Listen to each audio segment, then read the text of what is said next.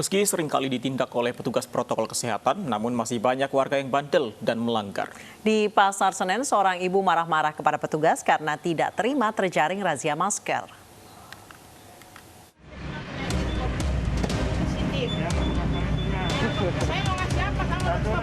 Petugas penertiban protokol kesehatan kena marah seorang ibu-ibu yang terjaring razia masker di kawasan Senen, Jakarta Pusat.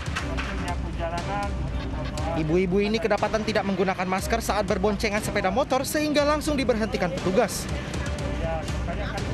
Meski mengakui kesalahan dirinya, ibu-ibu ini tetap memprotes petugas lantaran tidak sanggup menerima sanksi denda. Oh, buru-buru. Tapi ibu tahu nggak kalau keluar rumah harus pakai masker? Nah, tapi saya nggak ingat sama sekali karena apa? Saya keburu-buru nih, kawannya nggak masuk kerja, ya saya langsung lari-lari. Benar apa salah, Bu?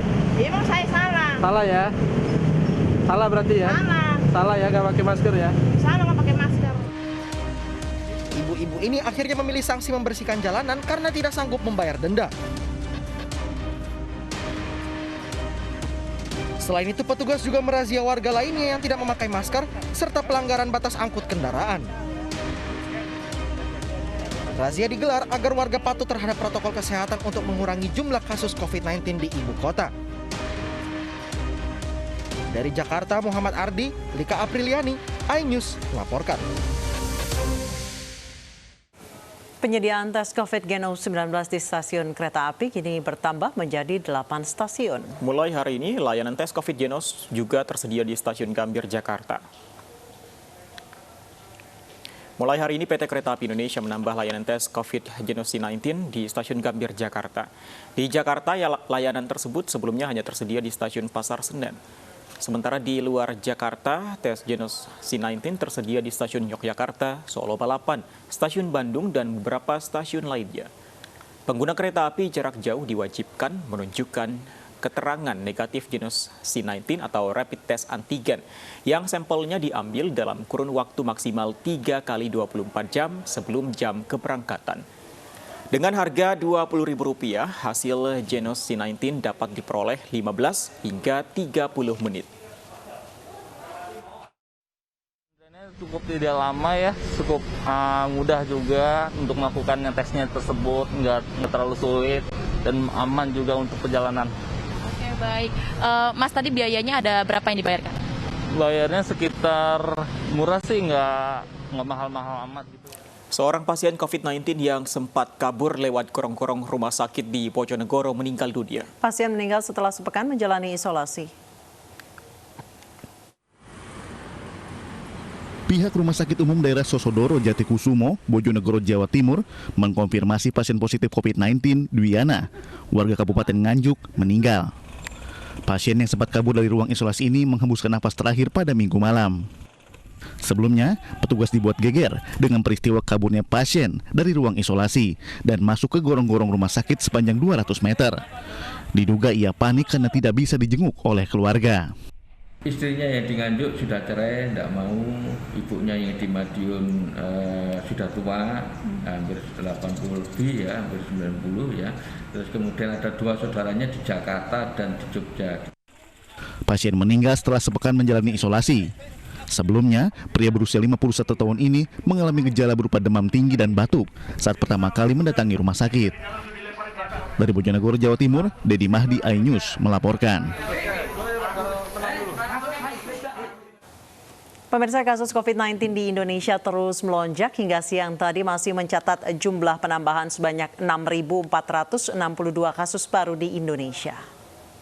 Berdasarkan data Satgas Penanganan COVID-19, hari ini tercatat 1.223.930 kasus terkonfirmasi. 1.032.065 sembuh, sementara total yang meninggal dunia mencapai 33.367. Pemirsa, mari kita dukung para pejuang kemanusiaan dengan peduli melawan penyebaran virus corona. Bantuan bisa disalurkan melalui rekening yang tertera di layar televisi Anda.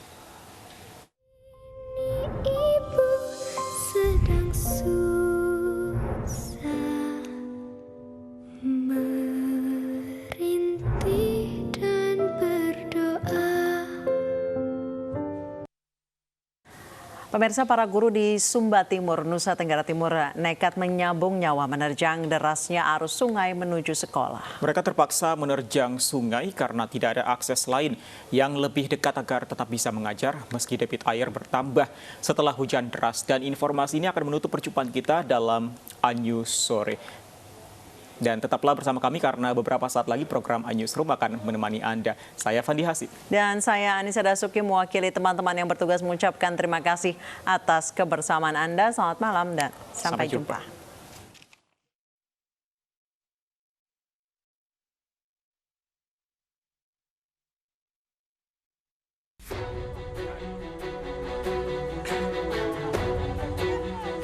Para guru sekolah dasar ini nekat membelah derasnya arus sungai Miadang di Kecamatan Kambata, Mapambuhang, Sumba Timur, Nusa Tenggara Timur.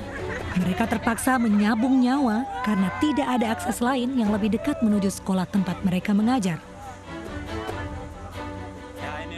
Meski masa pandemi, para guru harus tetap mengantarkan materi pelajaran ke sekolah, selanjutnya diberikan kepada perwakilan murid untuk disampaikan ke rekan-rekan mereka sebagai bahan pelajaran. Kepala Sekolah Dasar Negeri Lumbung, Frans Garoda, mengatakan ia dan guru lain terpaksa menyeberangi sungai karena bila melalui kota Waingapu bisa menempuh jarak 50 km hanya sekedar mengantar materi pelajaran. Video itu diambil pada saat kami para guru mengantar tugas di siswa atau anak-anak karena kami sudah mempersiapkan bahan pelajaran jauh-jauh untuk dibagikan kepada mereka. Kepala sekolah dan warga berharap pemerintah setempat membangun jembatan untuk membuka akses dan menghemat waktu bagi warga yang akan menempuh perjalanan ke desa tetangga. Dari Kabupaten Sumba Timur, Nusa Tenggara Timur, Dion Umbu Analodu, A-News melaporkan.